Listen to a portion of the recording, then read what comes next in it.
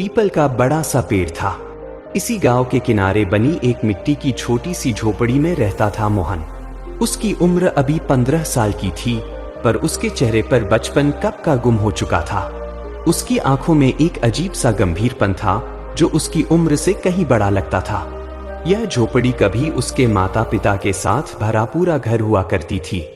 आज से ठीक 2 साल पहले हैजे नामक बीमारी ने एक के बाद एक उसके माँ बाप को उससे छीन लिया था।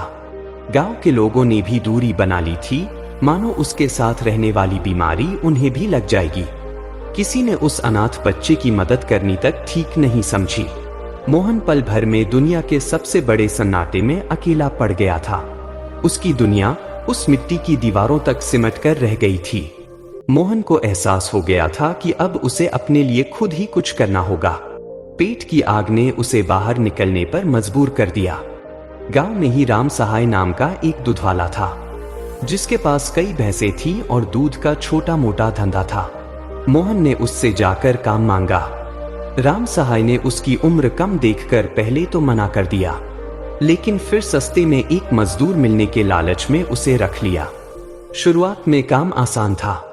राम सहाय उससे सिर्फ भैंसों के बाड़े की सफाई करवाता, कभी कभार उन्हें नहलाने को कह देता। एक काम जो वह रोज करवाता वह था चाय बनाना। मोहन दिन में 2 बार सुबह और शाम राम सहाय और उसके परिवार के लिए चाय बनाता। शुरू में मोहन को यह काम अच्छा लगता। कुछ पैसे मिल जाते जिससे उसका गुजारा चल जाता। वह रोज शाम को अपनी झोपड़ी लौटता, चूल्हा जलाता और सोने से पहले अपने माँ बाप की याद में थोड़ी देर रो लेता। राम सहाय ने उस पर काम का बोझ बढ़ाना शुरू कर दिया। अब सिर्फ सफाई नहीं, उसे भैंसों के लिए चारा डालना, उनका गोबर उठाना, नहलाना और फिर से बाड़े की सफाई करनी पड़ती। इन सब के बीच दिन में 2 बार चाय बनाना तो जैसे नियम बन गया था। मोहन को पूरे दिन में फुर्सत नहीं मिलती थी। शाम को थका हारा अपनी झोपड़ी लौटता तो उसे अपने लिए भी रोटी बनानी पड़ती। वह धीरे धीरे इस जीवन से दुखी होने लगा। उसका मन अब दूधवाले के यहाँ काम करने का नहीं करता था। रातों को वह सोचता, अगर मैं यही काम करता रहा तो मेरी हालत और खराब हो जाएगी। मैं कभी आगे नहीं बढ़ पाऊंगा, लेकिन डर उसे वहीं जकड़े रखता। वह सोचता, अगर मैंने यह काम छोड़ दिया तो और कहाँ काम मिलेगा। बिना पैसों के जीवन कैसे चलेगा। यही सोचकर वह काम छोड़ने का साहस नहीं जुटा पाता था। कभी कभार कोई छोटी मोटी गलती हो जाने पर राम सहाय की डांट फटकार तो आम बात थी। मोहन चुपचाप सब सह लेता, क्योंकि उसके पास कोई दूसरा रास्ता नहीं था। फिर एक दिन वह घटना घटी जिसने सब कुछ बदल कर रख दिया। राम सहाय एक नई भैंस लेकर आया। उसने मोहन से कहा, इसकी खास देखभाल करना, यह दूध भी खूब देगी।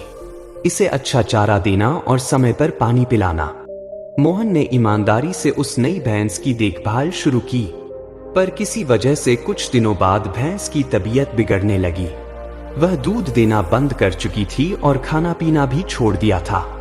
मोहन ने राम सहाय को इसके बारे में बताया, पर उसने कोई खास ध्यान नहीं दिया। आखिरकार एक सुबह वह भैंस मर गई। यह देखते ही राम सहाय का गुस्सा फूट पड़ा। वह मोहन पर चिल्लाया, अरे निकम्मे, तूने ही मेरी भैंस को मार डाला। तूने इसे कुछ गलत खिला दिया होगा। मैंने तुझ पर इतना एहसान किया, एक अनाथ को अपने यहाँ शरण दी, और तूने मेरा ही नुकसान कर दिया।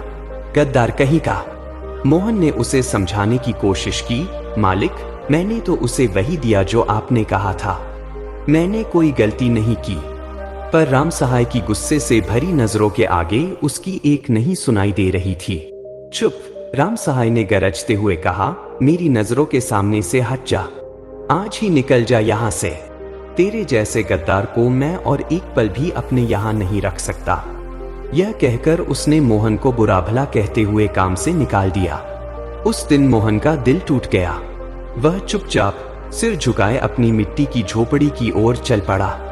घर पहुंचकर वह फूट फूट कर रोया। उसके मन में तूफान उठ रहा था।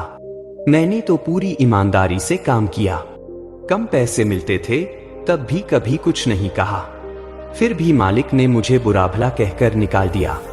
उसने मुझे गद्दार कहा। गद्दार। वह बहुत दुखी हो गया। उसके सामने सबसे बड़ा सवाल था, अब वह क्या करेगा। उसे तो काम से निकाल दिया गया था, अब कौन उसे काम देगा। पूरी रात वह इसी उधेड़ बुन में पड़ा रहा।